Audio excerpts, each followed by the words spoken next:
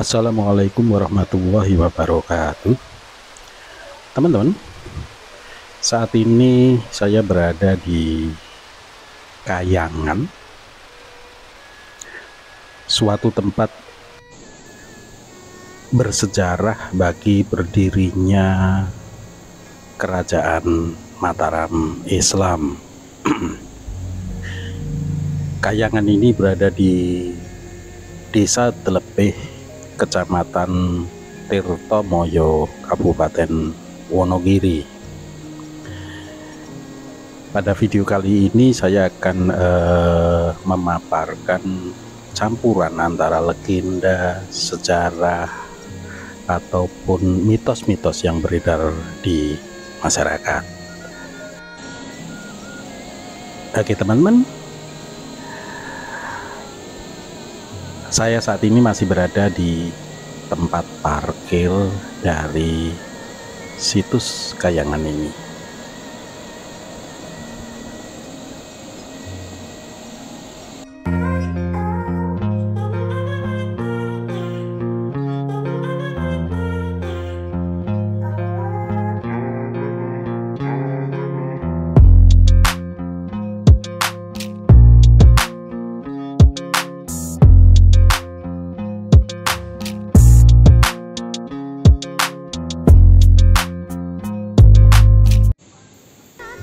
Teman-teman, kita awali perjalanan di Kayangan ini dari tempat parkir dan nantinya akan berhenti di pesolatan. Narasi ini saya buat berdasarkan cerita-cerita dari hasil googling dari kratonjogja.id dan dari beberapa jurnal. Labuhan merupakan upacara adat yang secara rutin dilakukan oleh Keraton Yogyakarta. Upacara ini dilakukan di tempat-tempat tertentu yang dikenal sebagai petilasan, tempat yang memiliki arti khusus bagi Keraton Yogyakarta. Tempat-tempat tersebut adalah Pantai Parangkusumo, Gunung Merapi, Gunung Lawu, dan Kayangan Telepih ini. Labuhan dilaksanakan setiap tahun untuk memperingati tinggalan Jumenengan Dalem. Peringatan kenaikan tahta Sultan berdasarkan kalender Jawa, khusus untuk di Telepih ini atau tepatnya di Kayangan ini, labuhan dilaksanakan saat Labuhan Ageng atau Labuhan Besar yang jatuh tiap sewindu atau 8 tahun sekali bertepatan pada tahun Dal. Teman-teman, sebelum kita lanjutkan video ini, saya berharap bagi teman-teman yang belum subscribe, kami harapkan bantuannya untuk bisa subscribe, like, dan komen. Terima kasih.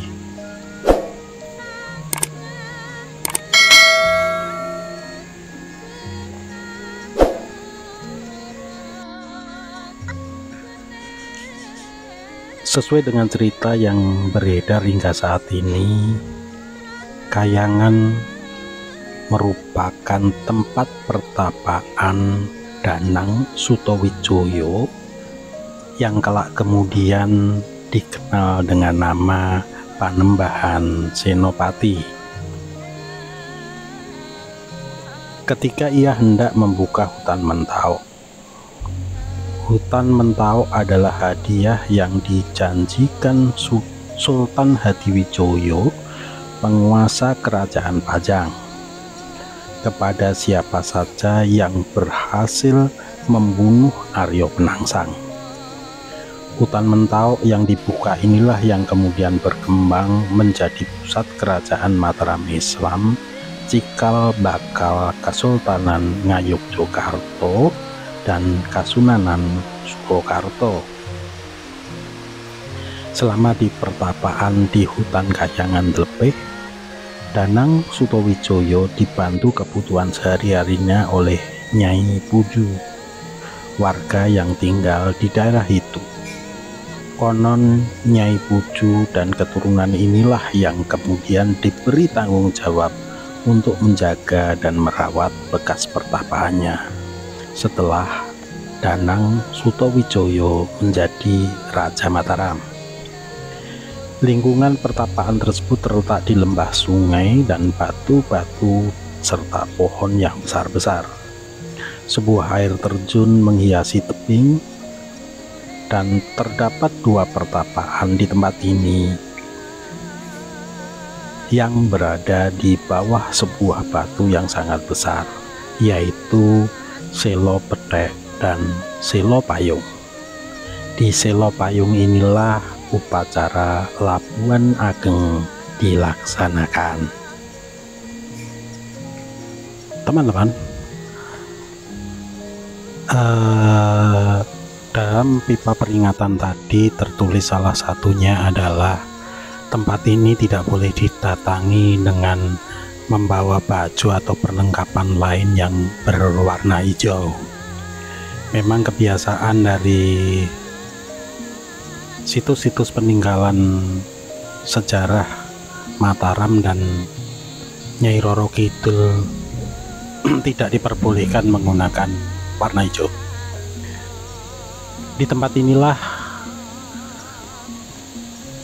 prosesi dilakukan, juga semedi biasanya dilakukan, yaitu di bawah batu besar bernama Batu Payung atau Selo Payung.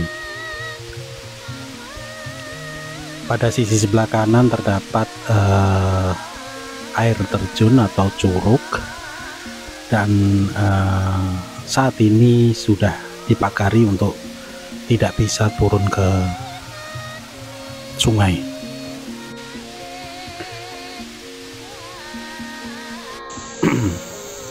Teman-teman, mari kita lanjutkan perjalanan kita untuk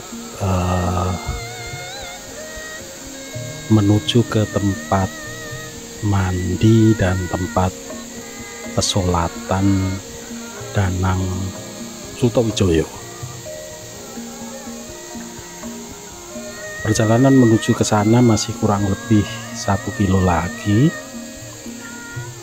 tentu saja dengan kontur tanah menaiki bukit, atau kita harus menaiki tangga tapi tidak begitu menanjak. Namun hingga nanti mendekati tempat mandi atau selo jepit ya, batu yang terjepit di antara batu besar, dan di sana terdapat sebuah gedung kecil di mana Danang Sutawijoyo biasanya mandi. Di atas dari tempat ini terdapat sebuah tempat pesolatan yang saat ini dipagari dengan pagar warna hijau.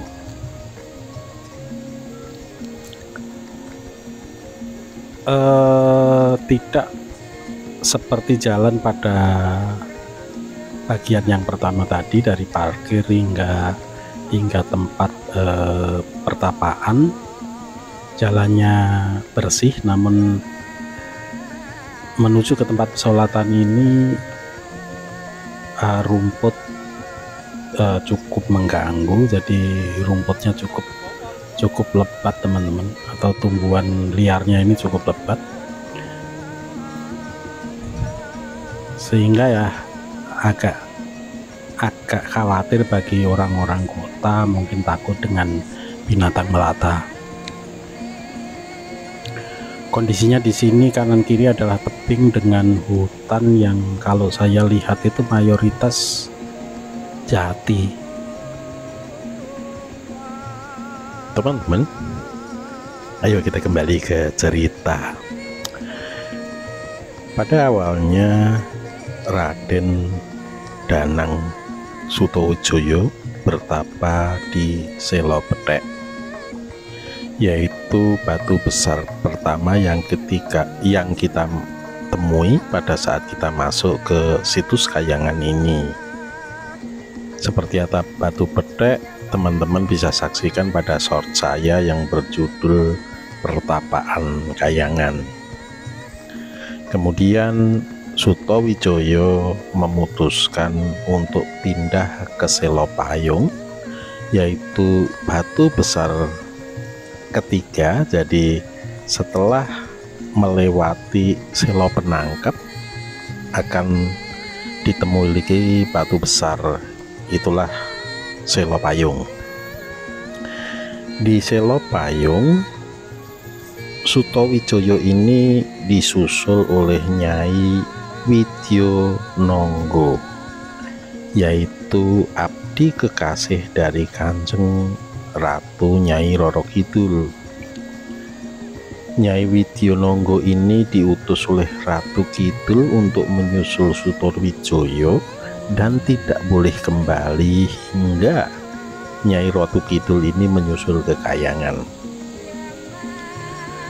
Setelah beberapa waktu, Nyai Roro Kidul pun menyusul ke Kahyangan. Ratu Kidul bertemu dengan Sutowijoyo di bawah Selopayung atau di aliran sungai yang berada persis di sebelah kirinya. Ratu Kidul kemudian berkata kepada Sutowijoyo, "Jika mau menikah denganku, apapun yang diinginkan oleh Sutowijoyo akan dibantu." Namun di Selopayung, Sutowijoyo sudah mendapatkan ilham. Akhirnya keduanya melakukan siraman di Kedung Pasiraman yang letaknya berada di atasnya lagi. Nah, teman-teman bisa melihat shot saya yang berjudul Kahyangan Pasiraman untuk mengetahui Kedung Pasiraman ini. Saat sedang berendang di gedung itu, ada orang yang melihat keduanya.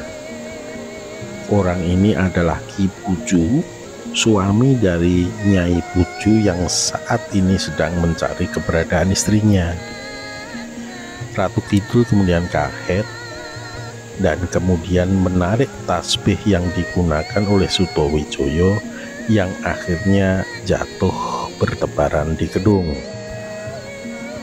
Seketika itu Sutowijoyo berujar, "Barang siapa ada anak turunku yang sedang napak tilas, kemudian menemukan butiran-butiran tasbih dan menggunakannya dengan air ini, maka bisa digunakan sebagai kekuatan."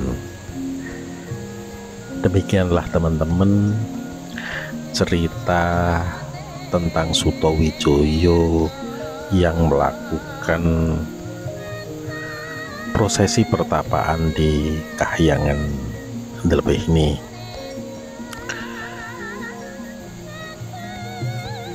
Teman-teman, saat ini saya masih menelusuri jalan menuju ke tempat pasiraman dan pasolatan.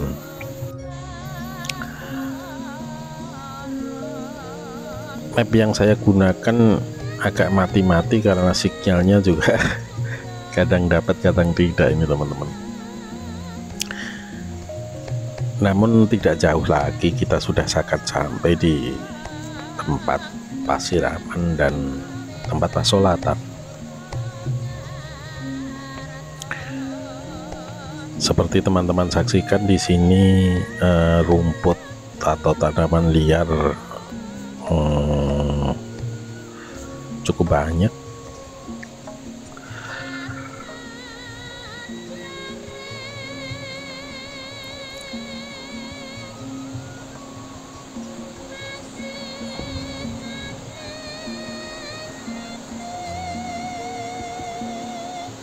Kita sudah hampir sampai teman-teman, karena jalannya sudah mulai menurun. Saat ini jalan yang saya lalui sudah mulai menurun, artinya kita sudah akan turun. Nah, itu sudah terlihat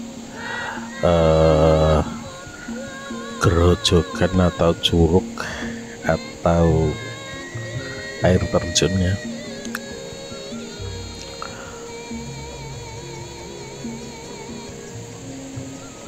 Akan turun terus untuk menuju ke tempat Pasiraman. Sebetulnya di atas dari tempat ini ada lagi satu curug yang cukup besar, namun jalannya begitu sulit. Nah, ini teman-teman, ini adalah tempat Pasiraman, di mana Sutowijoyo biasanya mandi di sini. Di sana ada sebuah batu yang terjepit di antara dua batu besar. Nah, ini bisa teman-teman saksikan.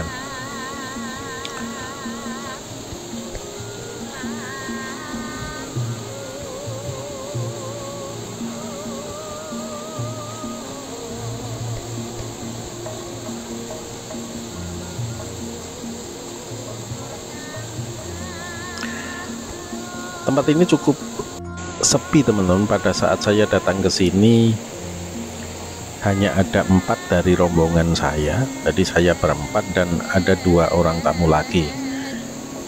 Namun 2 tamu itu tadi saya temui di Selo Petek ya. Semoga nanti pada saat pulang ada tamu lagi yang datang ke sini. Jadi karena kami hanya berempat datang ke tempat Pasiraman ini, ya kelihatan sangat sepi. Oke teman-teman, kita cukupkan video di Kayangan kali ini. Sampai ketemu di video saya selanjutnya. Terima kasih telah menonton video saya hingga selesai. Salam, hingga ketemu kembali. Ciao.